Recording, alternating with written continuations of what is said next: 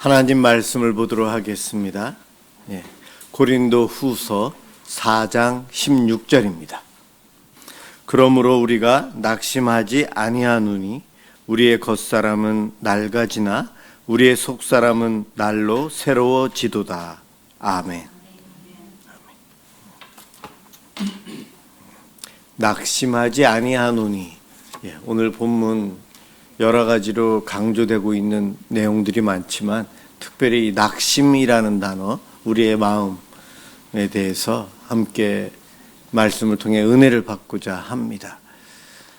낙심이라는 단어, 쉬운 말로 상처받았다, 우리가 이렇게 표현합니다. 상처받았다. 누군가의 말 한마디, 누군가의 눈총, 어떠한 상황, 참 많은 일로 인해서 우리가 마음의 상처를 받아요. 아파한다는 거죠. 무슨 일을 하면서도, 생활하면서도, 가만히 있으면서도 낙심이 찾아옵니다. 그러면서 나를 힘들게 하는데 오늘 본문은 낙심하지 말라 이야기합니다. 맷집이 강한 사람과 약한 사람이 있는 것처럼 상처를 잘 받는 사람이 있고 덜 받는 사람이 있어요. 그러나 안 받는 사람은 없어요. 누구나 다 상처를 받으면서 살아갑니다. 그럴 때에 힘이 빠지고 하던 일을 멈추게 되고 마음속에서부터 슬픔이 오고 외로움도 오고 어떨 때는 분노가 찾아오기도 합니다. 이러한 낙심 우리들은 많이 겪어요. 그런데 누군가로부터 상처를 받아서 낙심이 되기도 하지만 내가 내 마음속에서 만들어내서 나를 낙심시키는 것도 상당히 많습니다.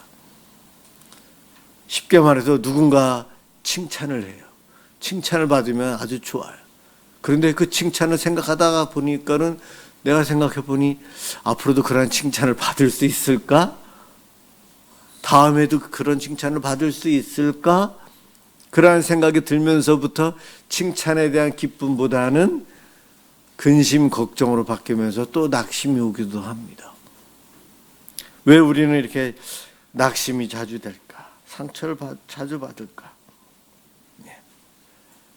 한 번, 두 번 낙심하게 되고 3번 그러면서 그때까지는 별 이상이 없는 것 같은데 이것이 계속 지나치고 계속해서 반복이 되면서 내 마음속에 낙심이 이제는 절망, 좌절로 빠지게 돼요. 우리 인간은 성경에 의하면 죄에 오염되어 있어요. 그래서 누군가로부터 상처받으며 살고요. 그러지 않은 칭찬, 좋은 환경 속에서도 내가 내 마음속에서 만들어내어서 나를 불행하게 만들고 힘들게 만들어요.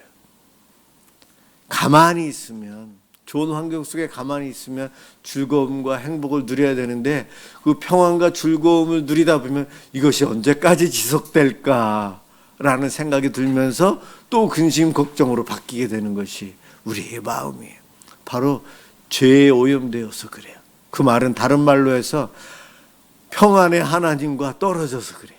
하나님과 함께 했으면 늘 평화, 행복을 누리며 살지만 하나님으로부터 멀어졌기에 함께 할 때의 즐거움을 추억하면서 그 상실로 인한 아픔이 우리를 이렇게 힘들게 만들어 옵니다.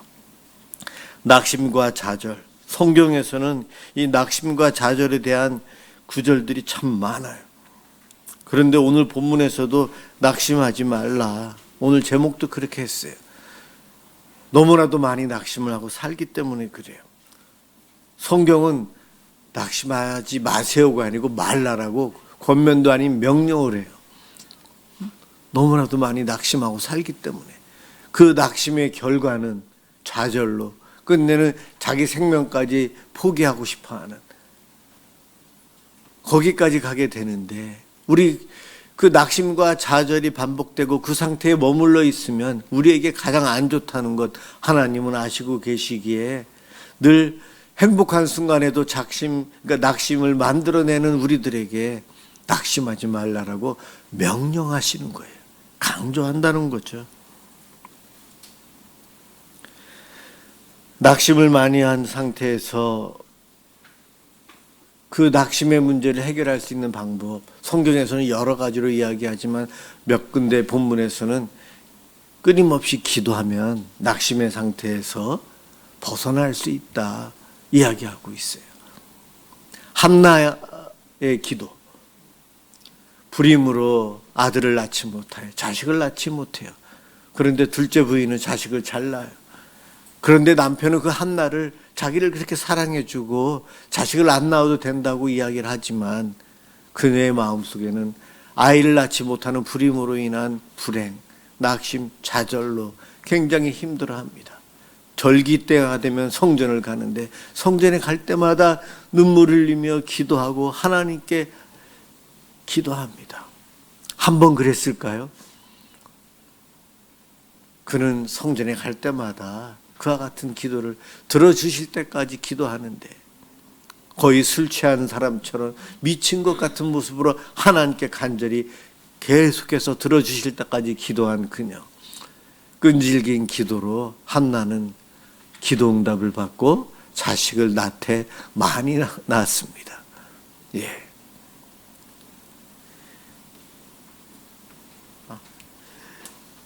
엘리야 선지자가 비가 3년 6개월 동안 안 왔을 때 비 오도록 기도하는데 그렇게 열심히 기도하는데 비가 올까 사환 보고 가서 저 바닷가 쪽에 하늘을 봐라. 보고 와라. 구름이 생기는지 보고 와라. 7번까지 가서 봐라. 7번째 가서 봤을 때 손바닥만한 구름이 있습니다. 됐다 이러죠. 거기서 7번이란 말이 무엇일까요? 구름이 생길 때까지 계속해서 사람 보고 가서 확인해봐라. 기도하고 나서 또 가서 확인해봐라. 7번을 했다는 것은 완전 숫자. 계속해서 그랬다는 거예요. 내가 이루고자 하는 일이 안 돼요. 될 때까지 하나님께 기도하면서 바라는데 되겠지. 안 됐어요. 2번, 3번, 4번. 그러면 우리 낙심하고 좌절하면서 포기할 수도 있어요. 그런데 성경은 포기하지 말고 끝까지 기도하라는 거예요. 그러면 낙심하지 않게 된다. 이것이 하나님의 말씀이에요. 오늘 읽은 고린도후서 4장 16절만 읽었지만 1절과 8절에도 낙심하지 말라라고 이야기합니다. 1절, 8절, 16절 이 4장에서 3번에 걸쳐서 낙심하지 말라라고 이야기해요.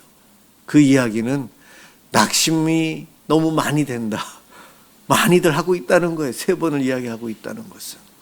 우리들이 이 땅에 살면서 왜 낙심을 많이 할까요? 하나님이 우리를 진흙으로 만드셔서 그래요. 우리가 원재료가 흙이기 때문에 그래요. 토기, 흙으로 빚어 만든 토기는 잘 깨져요. 불에 구워서 딱딱해져서 좀 더 강해지지만 그것마저도 조금만 잘못하면 이가 나가고 깨져요. 정말 깨지기 쉬운 그릇은 토기입니다. 토기. 한번 옆에 있는 분들 한번 보세요. 예, 오늘 예배 드리러 오면서 잘 꾸미고 오셨죠? 근데 토기밖에 안 돼요. 맷집이 강하다고요? 정말 약해요. 내가 한번 슬쩍 겪는 일에도 본 거를 그녀는 아니면 저 남자가 나를 찔렀어. 그렇게 받아들일 수 있어요. 왜요? 흙으로 만들어졌기 때문에 그래요. 우리는 이렇게 연약해요. 강한 것 같지만 방어 기제로 강하게 보이면서 살아가지만 우리는 작은 것에서 상처받으면서 아파하고 끙끙 앓고 살아가는 연약한 항아리, 깨지기 쉬운 항아리가 바로 우리예요. 하나님은 우리의 이 연약함을 알고 계세요. 그래서 낙심하지 마라. 또 낙심했구나. 낙심하지 말아라. 출애굽해서 광야 길을 가고 있는데 모세와 아론 얼마나 많이 낙심했을까요? 조금만 불편해도 사람들이 와서 불평, 불만, 대들고 리더십을 인정 안 하고 그것이 반복되는데 모세와 아론이 그것 때문에 화내고 싸웠다는 말은 성경에는 기록이 안 되었는데 아마 그랬을 수도 있었을 것 같아요. 그들이 화를 안 내니 하나님이 화를 내셔서 이스라엘 백성들 전체를 힘들게 하시네요. 모세와 아론도 흙으로 만들어진 질그릇이에요. 질그릇. 본 차이나는 아니고 질그릇이라는 거예요. 질그릇. 우리들은 이 땅에서 낙심하면 살아요. 낙심 안 할 수가 없어요. 그런데 본문은 낙심하지 말라라고 하네요. 이것이 우리에게 부담감으로 올 필요는 없어요. 낙심하며 사는 것이 죄에 오염되어서 나그네로 살아가는 우리들의 당연한 모습이에요. 하나님은 그것을 알고 계세요. 낙심했다고 우리를 벌 주시거나 그러지는 않아요. 낙심해서 그 안에 머물러 있으면 우리가 힘들어지기에 안타까워하시는 주님의 사랑의 마음이 낙심하지 말라라는 명령으로 기록이 되어져 있는 거예요. 사도 바울이 이야기합니다. 낙심할 수밖에 없는 상황들을 이야기해요. 사방에 우겨쌈을 당하고 답답한 일을 당하고 박해를 당하고 거꾸러뜨림을 당하였다. 그러나 나는 움츠러들지도 않았고 꺾이지도 않았고 낙심하지도 않았습니다. 왜냐하면 깨질 수밖에 없는 이 항아리인 내 속에 예수님을 모시고 있기 때문입니다. 예수님이 내 속에 있기 때문이래요. 오늘 본문에서 우리의 겉사람은 낡아가거나 우리의 속사람은 날로 새로워진다. 고난 당할 수밖에 없어요. 그런데 이런 고난들을 겪으면서 예수 그리스도의 십자가의 고난을 우리는 떠올리게 되면서 예수님으로 인한 구원, 생명을 또한 접하게 되면서 그 고난마저도 은혜가 됩니다. 우리가 겪는 고난, 오늘 본문 16절이지만 그 다음에 읽어보면 그건 일시적인 거라는 거예요. 영원이라는 하나님 나라에서의 시간에 비하면 이 땅에서 나그네 삶의 고난, 내가 낙심하면서 빠져있는 그 고난은 잠깐이요 일시적인 것이다. 그러니 소망을 가지라는 거예요. 겉사람은 낡고 늙고 후패해졌다. 우리 김송자 권사님, 황진순 권사님, 우리 여기서 제일 어르신들인데 나이 들어가면서 몸이 약해지고 힘들어지세요. 그런데 이 나이 들어가는 것 우리들은 어떻게 생각합니까? 저도 영원히 20대에 머물 줄 알았는데 그러지 않았거든요. 나이 들어가는 것을 우리는 힘들어하는데 그것은 겉사람, 겉모습이라는 거예요. 속사람이 중요한데 성경을 읽어보면 젊었을 때 힘이 있을 때에 일 열심히 하고 이러한 긍정적인 것을 이야기하지만 어리고 젊었을 때 부정적인 것을 이야기합니다. 무엇이냐면 하나님과 동행한 삶이 짧았기에 지혜롭지 못하다는 거예요. 늙은이들, 힘없고 병들어서 약하게 살아가는 모습이 아닌 성경에서 나이 드신 어르신들을 늙은이들을 지혜롭다라고 평가해야 하는 것은 하나님과 동행하는 해온 세월이 길다는 거예요. 그래서 하나님을 믿는 법, 하나님 마음, 하나님의 모습, 예수 그리스도 닮아감이 어느 누구보다도 많기 때문에 지혜롭고 복되다 이야기합니다. 오늘 본문 내 겉사람은 낡고 늙고 후패해져 가지만 내 속사람은 하나님과 동행하기에 날마다 새로워진다는 거예요. 우리 예수님 생명의 주관자이세요. 우리에게 생명을 날마다 주시는 분이세요. 나의 속사람은 예수님과 함께 하기에 날마다 성장하고 새로워진다는 거예요. 이 땅의 삶에서 겉사람만 보고 힘들어하는데 눈에 보이는 것은 잠깐이다. 보이지 않는 것이 더 영원하다. 오늘 안 읽었지만 4장 18절에 보이지 않는 것이 더 중요한 것을 이야기합니다. 이 땅에서 우리가 늘 낙심 속에 살아가는데 낙심도 잠시 잠깐이라는 거예요.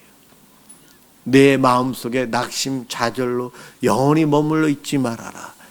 빨리빨리 잊고 내버리고 내려놓고 살라는 거예요. 그리고 하나님께 끊임없이 기도하라. 그것을 이야기합니다. 겉사람보다 속사람이 복음 안에서 나이 들어가는 것이 얼마나 큰 축복인지요. 주 예수와 동행하니 그 어디나 하늘나라. 내 속사람은 주님과 동행하거든요. 우리는 겉사람은 병들고 나이 들어 늙고 힘 없어지고 정신도 맑다가 흐려지다가 잊기도 하고 이러지만 내 속사람은 주님과 동행하면서 늘 새로워집니다. 그 은혜가 우리에게 있다는 거예요. 이것을 기억하고 살라고 이야기합니다. 열왕기상 19장에 보면 엘리야가 좌절했던 이야기가 나옵니다. 갈멜산에서 이방신을 섬기는 선지자 850명과 싸워서 이겼던 엘리야. 그에게 어려움이 닥쳐왔죠. 이세벨이 권세로 엘리야를 보는 순간 죽여버리겠다. 내일 당장 죽이겠다. 겁이 나서 그가 도망을 치는데 땅끝 마을까지 도망을 가요. 이스라엘 제일 남쪽, 그가 갈 수 있는 가장 멀리 도망을 가서 탈진한 상태로 있는데 하나님의 천사가 예수님과 같은 분이 함께 하시면서 먹을 것을 주시고 일으켜 세우고 힘을 주셔서 호렙산까지 가라. 40일 동안 호렙산까지 가서 호렙산 굴에서 주님을 천사를 다시 만나요. 그때 나를 죽여달라고 할 때에 그가 얼마나 힘들었으면, 낙심하고 좌절했으면 나 이 세상에 하나님을 따르는 이는 저 혼자뿐이에요 하면서 차라리 죽는 것이 좋겠다라고 고백을 할 정도로 탈진했고 좌절했어요. 낙심 정도가 아닌 더 이상 살아야 될 이유를 모르겠다고 고백할 때에 하나님께서는 그에게 위로와 격려해 주세요. 너 말고도 7,000명이나 너의 우군들을 내가 남겨두었다 이야기하세요. 그리고 너는 가서 왕이 될 사람들에게 기름을 부으고 너 다음 이어서 사역할 선지자에게 기름을 부어라. 사명을 주셔서 일어나 다시 살아갈 수 있도록 해주십니다. 낙심, 낭망, 좌절 속에 빠져있는 우리들에게 야단치시는 것이 아니고 오셔서 세임 얻도록 먹을 것을 주시고 용기를 주시고 일으켜 세우시고 삶의 의미를 부여해 주세요. 사명을 주시면서 다시 살아갈 수 있도록 해주시는 분이 우리가 믿는 하나님이세요. 이 땅에 살면서 우리의 삶의 현실, 눈에 보이지 않는 것이 영원하고 좋다라고 하지만 눈에 보이는 것들이 나에게 낙심으로 다가와요. 우리 미사남설은혜교회도 참 계속해서 부흥을 했으면 좋았을 텐데 코로나 이후로 지금 멈춰 있고 여러 가지 이유로 이러고 있을 때 예배드리러 올 때 낙심도 돼요. 한숨도 나오기도 하고 우리들에게 이것이 힘들어요. 그래서 저에게 물어요. 힘들지 않냐고요. 힘들지만 그 힘든 거는 성경을 보면 힘든 것이 아니더라고요. 주님의 일을 하면서 이것보다 더 어려움을 겪는 수많은 믿음의 일꾼들을 보면서 나는 힘든 것이 아니더라고요. 그러면 성도들에게 힘들다라고 이야기를 해야 되나요? 아닌 것 같아요. 그래서 저는 안 힘듭니다. 이야기를 합니다. 목회자들 모임 가면 다들 힘들어하세요. 큰 교회는 더 힘들어요. 이 작은 교회가 더 힘들 것 같은데 큰 교회가 더 힘들어요. 왜냐하면 불평, 불만 와서 이야기하는 분들이 더 많기 때문에 목사님이 계속 들어야 되는 거예요. 그런 이야기를. 정말 힘들어 하시더라고요. 그런데 성경에 보면 그렇다고 해서 낙심하지 말라는 거예요. 끝까지 계속해서 기도해야 된다는 것을 이야기하세요. 누가복음에 보면 우리 예수님 6장 12절 예수님께서 11절 그 전에 안식일에 손 마른 자를 고쳐주세요. 그랬더니 예수님을 잡아서 또 해하려고 하는 사람들이 나와요. 예수님이 피하시면서 산기도를 가셔서 밤새 기도하고 오세요. 위기를 맞이하고 어려움을 당하고 선을 행했는데도 예수님에게 비판으로 다가올자 예수님도 낙심하는 거예요. 그러니 밤에 철야기도 하세요. 나에게 낙심이 찾아오고 아픔이 찾아오고 힘든 일이 찾아올 때에 예수님처럼 기도해야 돼요. 기도해야 돼요. 18장 1절에 보면 항상 기도하고 낙심하지 말아야 될 것을 비유를 통해서 말씀하세요. 우리가 잘 알고 있는 비유인데 불의한 재판관에게 한 과부가 가서 도와달라고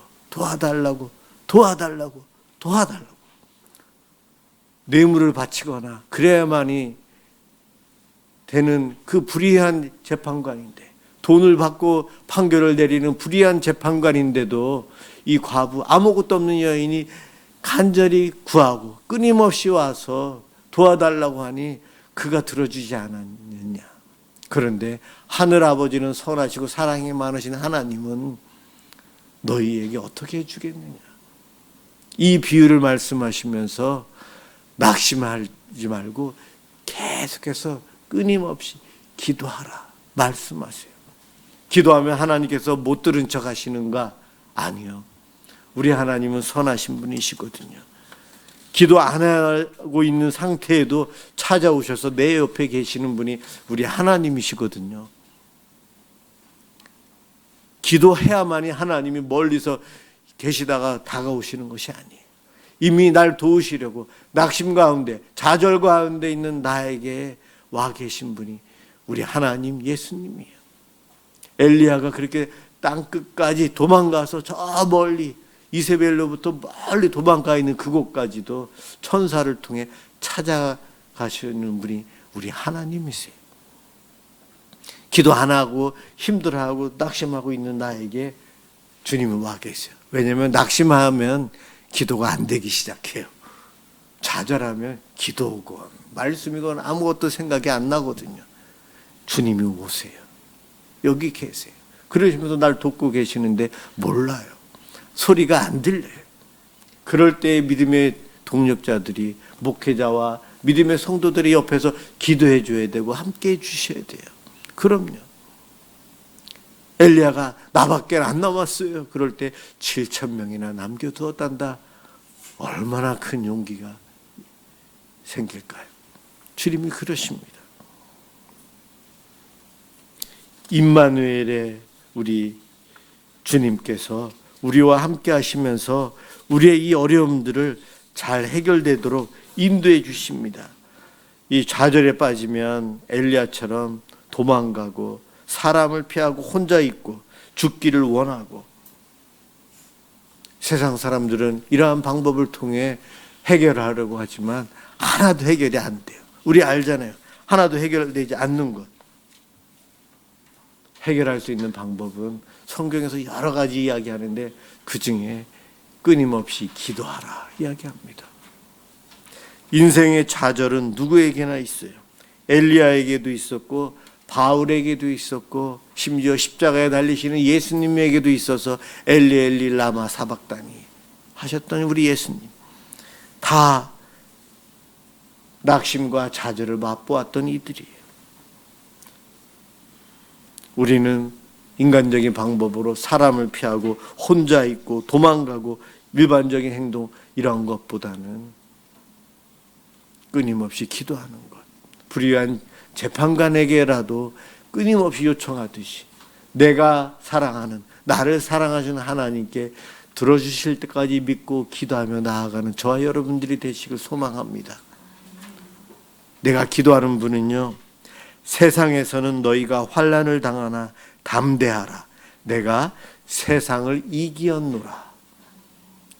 내 기도를 들어주시는 분은 바로 이미 승리하신 예수님이세요. 그분께 기도함을 통해 낙심과 좌절 속에서도 도우시는 주님으로 인해 극복해서 더 기쁨으로 더 행복을 누리며 살아가는 저와 여러분들 되시길 주님의 이름으로 축원합니다. 기도하겠습니다. 사랑의 주님, 감사합니다.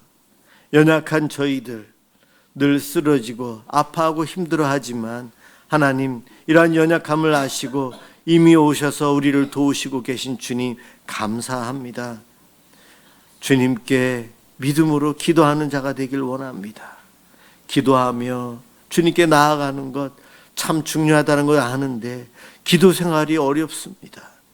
주님, 우리에게 성령의 충만함을 주셔서 날마다 기도하고 때때로 기도하는 저희가 되도록 도와주옵소서. 기도의 사람을 제 옆에 붙여주시옵소서.